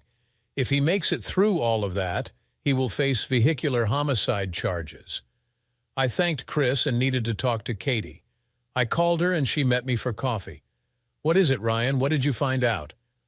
I don't know how much I should tell everyone. I told her the whole story that Chris had told me. Don't tell it to anyone, Ryan. Don't ruin the memories that everyone has of her. Just go along with the printed story that says they hit a post and she was killed. You can say they were coming back from dinner. You have no reason to get even with her. She is the mother of your kids, and you want her parents in the kids' lives. Nothing would be gained by spewing insults about her. You're much better than that. Katie was so much more level-headed than I was. I had a copy of the police report, and that's what I told people. Jenna's parents helped me pick out the funeral arrangements. I felt they needed a way to mourn. Katie suggested it. She also said she would stay in the background during the services. We had a nice service, and it was well attended by my friends and by Jenna's friends and fellow employees. I knew that some of them were aware of her cheating on me by the way they talked to each other. I stood there with Jenna's parents and greeted everyone. Mom and Dad paid their respects and went home to watch the kids so Katie could come to the funeral home. I wished I could have hugged her longer and sat beside her, but it might not have seemed appropriate. After the funeral, I had a long talk with Mom and Dad. It would just be too hard for me to care for the kids myself. We all agreed that I would move back home to my parents' house. I could have my old room back, and the twins could share the spare room. I started back to work after taking time off for the funeral. I didn't work any overtime. I really didn't have a need to. One day I got a call from my lawyer and he told me to stop by Jenna's employer. It was to pick up her personal things, and they had the life insurance check as well as money from Jenna's savings plan. Most of the employees paid their respects again, but I could see that some, like Gina, did their best to avoid me. I wanted to yell at them and tell them that I knew about Jenna's cheating and how two-faced they all were. But like Katie said, let it go. Because it was considered an accidental death, I received $150,000 plus a few thousand from her savings. I took the money and put it in the bank for now. I figured I would invest it later for the kids' education. I also got a large payment from the auto insurance company. They paid for accidental death and for Jenna's car. My lawyer had talked to Mark Evans' insurance company also. I actually collected more money from his insurance company since he was driving Jenna's car. I paid my lawyer his fees and thanked him for not bringing up the possible divorce. He just smiled and shook my hand. Life was back to something like normal. To say I didn't miss Jenna would be a lie. She was my wife and the mother of my kids. I cared for her, but I guess she just wanted more than I had to offer. The kids were growing and speaking a few words. It was funny how they began calling the older women in their life Nana. That would be their grandparents and also Katie's mom. The younger women, like my sister and Katie, they called Mama. How they knew any difference, I didn't know. I was Dad. I wish I knew what was a normal period of mourning. I wanted to get serious with Katie, but I wanted to wait the proper time. I was still mixed up and doing the best I could. My parents were wonderful in helping me. They treated Katie like another daughter, but they have always done that. Jenna's parents would come and see the kids, or I would take them over to see them every week. They treated me okay, but I doubt I was ever on their favorites list. A few months had gone by, and they asked if they could throw a birthday party for the kids at their house. Everyone showed up. My parents, my sister's family, Katie and her parents were there also. Seeing they were relatives, Bob had asked to talk to me alone, and we went into the other room. Ryan, I guess you know that we didn't want Jenna to marry you. Everyone wants the best for their kids. I now know that you are a good person and the truth about Jenna. I did a little investigating and found out that Jenna had been cheating on you. I know you knew about it, but did all you could to keep anyone from knowing. It could have really ruined her image as well as our families. I want to thank you for that. Alice and I both want to see you go on with your life. You have mourned enough for such a young man. We feel you should get back into dating and maybe find a wonderful wife for our grandbabies. Again, we want to thank you for the respect you showed our family. I had tears in my eyes and hugged the big military guy. I knew it was hard for him to say. I didn't ask where he got his information, but didn't disagree with it either. We had a great party for the kids. Before I left, I told Bob and Alice that they would always be in the kids' lives no matter what my future brings. One weekend, Katie came over all dressed up and asked to see Mom. She looked beautiful. "Why are you all dressed up?" I asked. "I am going to a party next weekend and wanted your mother's opinion on my outfit." Before I could say anything else, Mom came into the room. "You look gorgeous. You'll have all the boys chasing after you." "Doesn't she look beautiful, Ryan?" asked Mom. "Yes, she does." I wasn't sure what to say.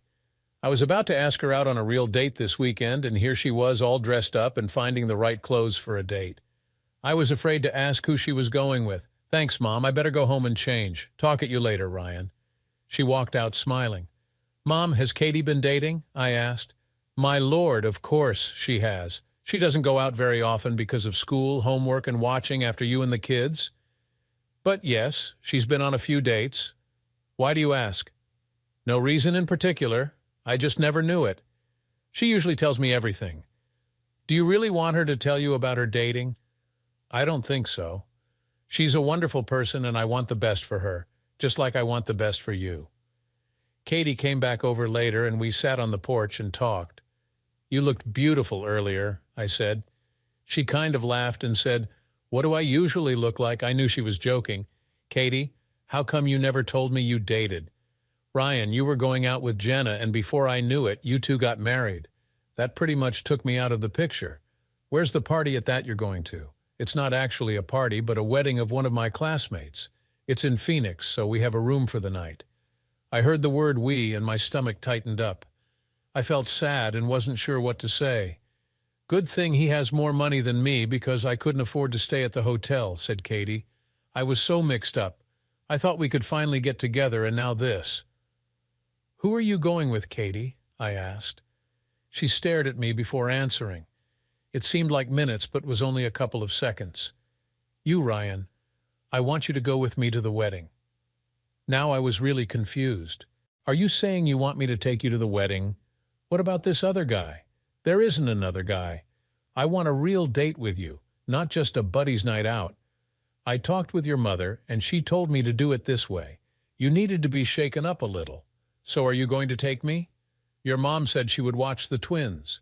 Mom walked out on the porch. "Did you ask him yet, Katie?" "Yes, I am waiting for his answer," replied Katie. "Of course, I'll take you. All you had to do was ask. This is an important date, Ryan. I'm really sticking my neck out here. I'll be introducing you to all my friends at school and not as my buddy."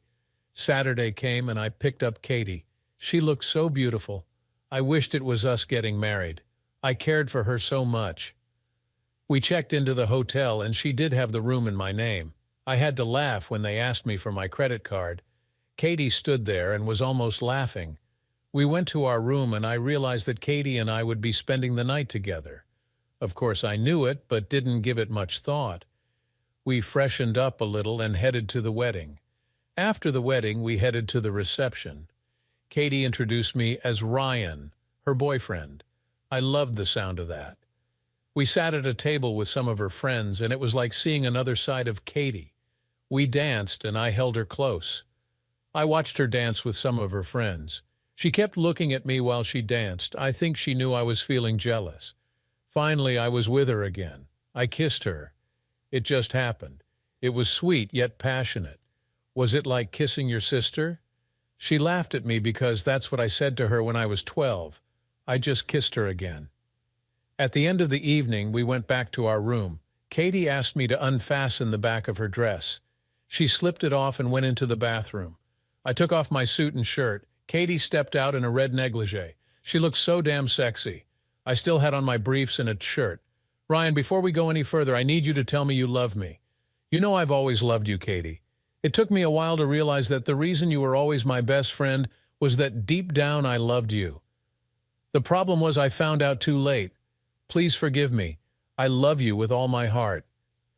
We kissed and turned off the lights. The only light was coming from the bathroom. I kissed Katie over and over. "Do I need protection, Katie?" "No, I've been on the pill ever since you got Jenna pregnant. If I had sex, I wanted to be protected." I said I took birth control pills. I never mentioned that I had sex. "Just be gentle with me, or I'll kick your butt." We both laughed. It was only minutes later when we were making love. She was telling me how much she always loved me. How could I have been so stupid and blind my whole life to not notice? After some time, she turned over on her side and I cuddled up against her. Before I knew it, I was fast asleep. When I woke up the next morning, we were still laying the same way. She got up and took a shower. Afterwards, I took one also. When I came out of the bathroom, she had us both a cup of coffee, but first told me how wonderful I was and kissed me. On our way home, I asked her to elope with me and we could go get married. She didn't answer, so I asked her again. "Katie, would you like to take off with me and become my wife?" She looked over at me. "No, Ryan. I want to elope with you and get married." I was shocked. I thought you loved me. That being together last night was to show our love for each other. "Why won't you marry me? Is it because of the kids?" "Ryan, I love you more than anyone, and nobody loves those kids more than me." "Then why won't you marry me?" "I don't understand. I never said I wouldn't marry you.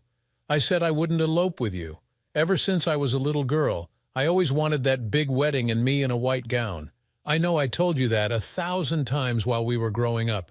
I want the church wedding and my mom in a beautiful dress and Dad walking me down the aisle.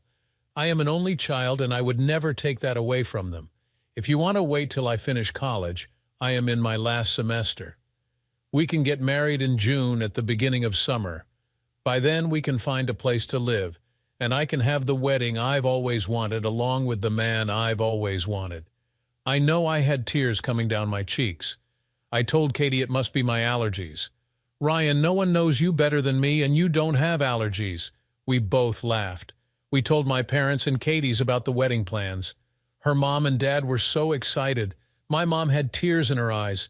She has always loved Katie but would never interfere in my life.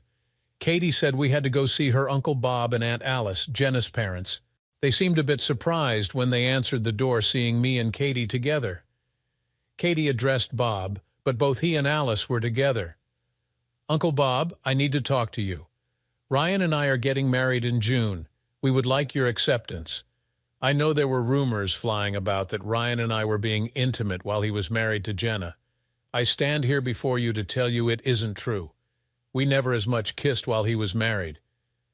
I can't say I didn't care for him because I did, but at the time, he chose Jenna. Ryan and I stayed friends, but I swear we were never intimate. Bob walked over and gave Katie a hug. Katie, I believe you, and besides, I know you don't need my permission to marry Ryan. Alice and I wish you both the best. I can't think of another woman that I would want to be the mother of our grandchildren. Time was going by, and we went house hunting and found a nice place with a yard for the kids. We put down a deposit to hold it for us. After Katie graduated, she spent most of her free time planning our wedding. She did find a job at a local doctor's office. I helped her as much as I could, sending out invitations, helping with the catering, and, of course, spending time with my kids. They were now calling Katie Mom. It sounded so cute when they said it. Pretty soon they will be calling her Mommy. The wedding went even better than planned. Katie looked like an angel in her white gown. The kids wobbled down the aisle as ring bearer and flower girl. After we said our I-do's, we all headed over to a hall for a large reception. After the reception, Katie and I made love most of the night. We then took a trip for a few days to Branson, Missouri. When we arrived home, we went to our new home with banners and signs welcoming us home. The twins, along with our family and friends, were there to greet us. It's been 4 months since our wedding. Katie is now officially Mommy, and she loves it. I am still Dad. Everything has been wonderful.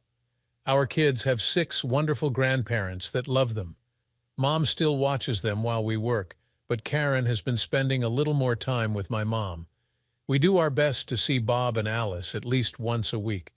They are always welcome at our home. Katie just came home and told me to sit down. She had something she needed to tell me. Again, my emotions were mixed up, expecting the worst. Ryan, I stopped taking the pill a couple of days before our wedding. I am here to inform you that you are one potent man. I am pregnant. I broke down and cried. They were tears of joy. This might be the end of the story, but the start of a great life with a woman I have always loved. Thanks for tuning in. What would you do if you found out your partner was cheating on a work trip? Share your thoughts in the comments below. Don't forget to like, share, and subscribe for more unbelievable stories.